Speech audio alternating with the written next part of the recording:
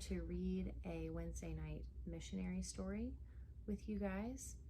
But before we get into that, I want to remind you all that this coming Sunday, November 1st, in the morning is the outdoor service at church, and the weather looks like it's going to be nice. We're going to be outside for service, so everyone is welcome to join us. That's going to be a lot of fun.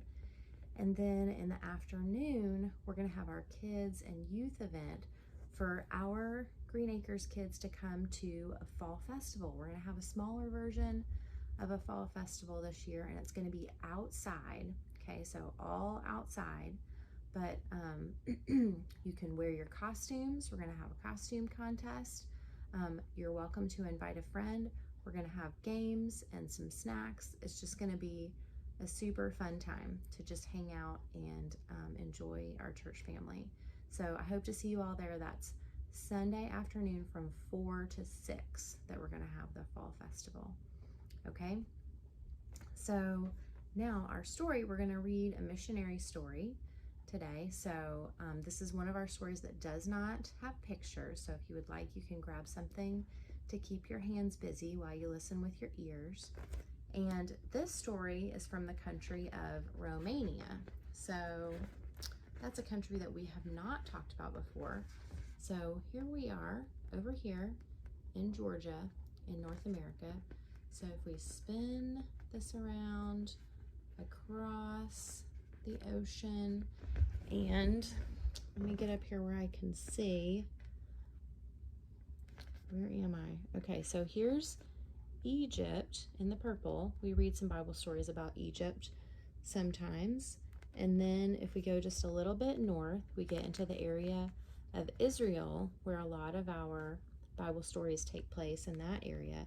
And then if we go just a little bit north of that to this little pink country right here, that's Romania. So it's not super big. It's a pretty small country. It's part of Europe. Okay, so that's what we're going to read about. And this one is called The Miracle from the Meadow. Just look at that meadow full of flowers, Margaret exclaimed in German. Yes, they are beautiful, Amy Bontrager replied in the same language. Austria is a lovely country with all these rolling hills and mountains. I'd like to stop and pick some, the German lady chattered on. Do you think we could? They would make such a beautiful fall bouquet. Should we? Amy murmured in English to her husband David. I suppose we could stop for a little while, David Bontrager answered.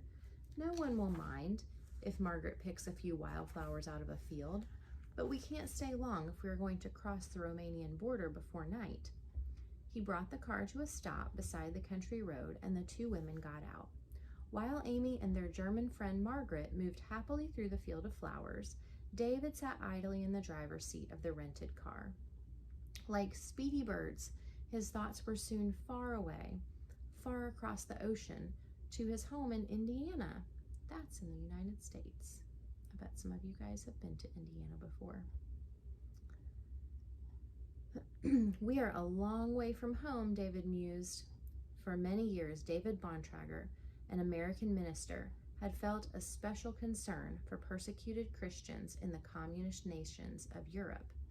If only there was something we Christians in America could do to help them, he had thought. And now God had shown a way. Working together with a Christian mission in West Germany, David had begun taking trips to the communist countries of Hungary, Romania, and Russia. As an American tourist, it was not too difficult for him to get in.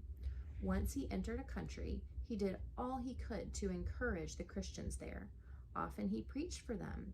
Usually his luggage contained many Bibles, tracts, and other items that were forbidden or hard to find behind the Iron Curtain. On this trip, he had a suitcase loaded with gifts that would be helpful to poor Christian families in Romania. The sound of voices outside the car brought David back to the present. Look at my flowers, Margaret was crying out happily in German, and Amy was laughing. She sure picked a big bunch. What kind of flowers are they, I wonder?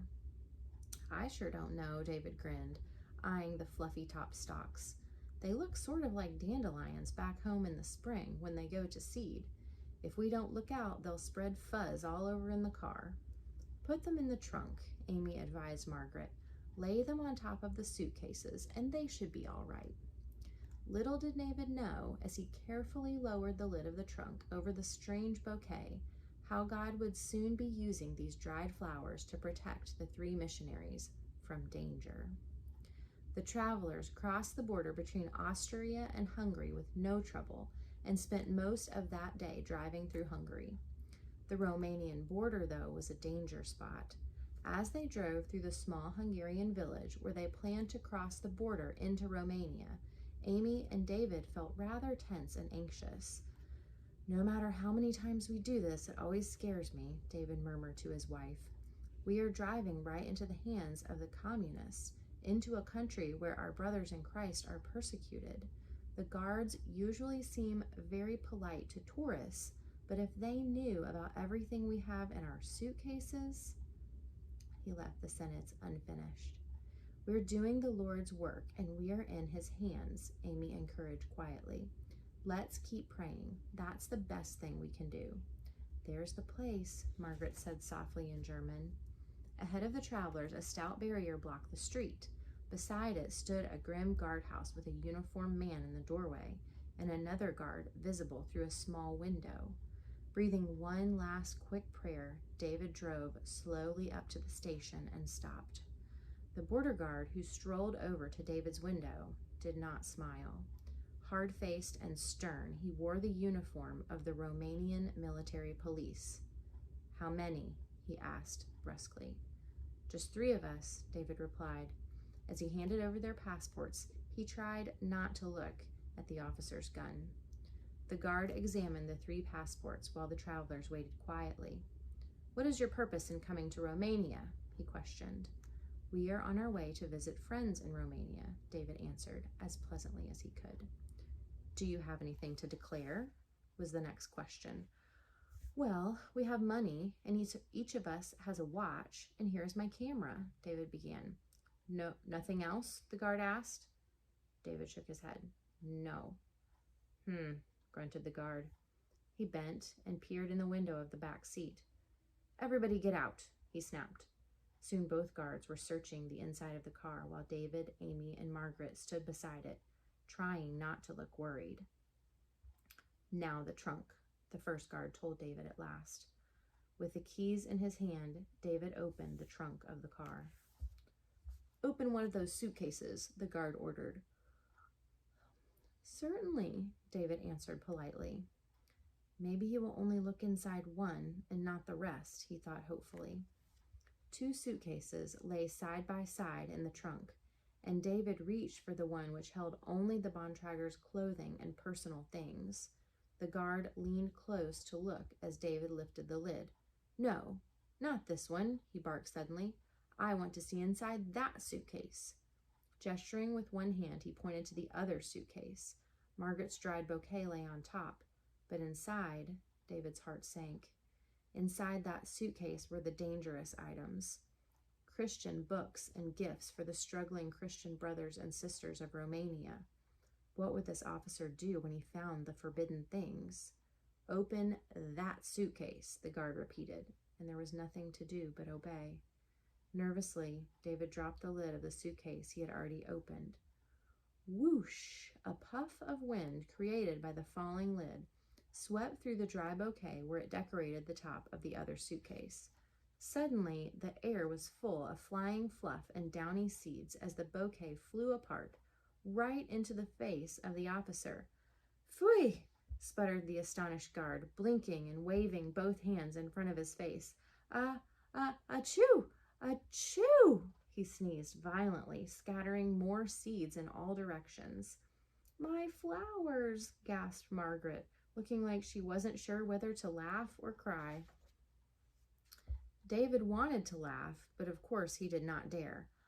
"I'm so sorry, sir," he apologized. "You must be allergic to weeds like this. Shall I—" No, the guard answered impatiently, turning away to blow his nose. "I've seen quite enough. Just close your trunk and you may go." As the travelers drove through Romania, They enjoyed a good laugh over their narrow escape. Too bad about your bouquet, Margaret, David chuckled. I surely didn't mean to scatter it apart, but the Lord used it to get us safely through. Of all the ways God has protected us on our trips, I think this was the funniest. And here's the note at the end. This happened during the 1970s, so that was about 50 years ago, on one of David Bontrager's trips to Romania. In those days, Hungary, Romania, and Russia were communist dictatorships, and that means that they had a certain type of government that was very strict. So the country where they lived had very strict rules about what was allowed and was not allowed. Those covered all sorts of things, but one thing the rules dealt with was what kind of religion you could have, and Christianity was not allowed. And there, at that time, Christians lived lives of poverty and suffering. So Christians were very poor and they had very hard lives. The Friedenstein mission in Germany was made up of Christians who had escaped from these communist countries. David Bontrager made many trips to Europe to work with the Friedenstein mission. He carried many Bibles and tracts into the countries where Christians were not free. On the trip mentioned in this story, he was also carrying many small items like watches, which the Christians in Romania could sell for money to live on. In 1971, David Bontrager started a mission organization called Jesus to the Iron Curtain. The mission is still operating today, but its name has changed to Christian Mission Charities. And that's the end. So I thought that was a neat story. I hope you guys enjoyed it. I think it's neat because God used a very simple thing, right? What did God use in that story? The bouquet of flowers that they had picked, right? He used that to keep them safe, to save them. And I'm sure at the time they never ever thought that those flowers would be something that God would use to keep them safe. So it's just a good reminder that sometimes God uses things that we don't think are very important to do things that are really important in our lives. So that's why I thought that story was neat. Okay, so I am going to let you guys go, and I hope to see you soon on Sunday. And until then, I hope you have a great week, and I'll be thinking of you all and praying for you all. Okay? Love you guys. Bye.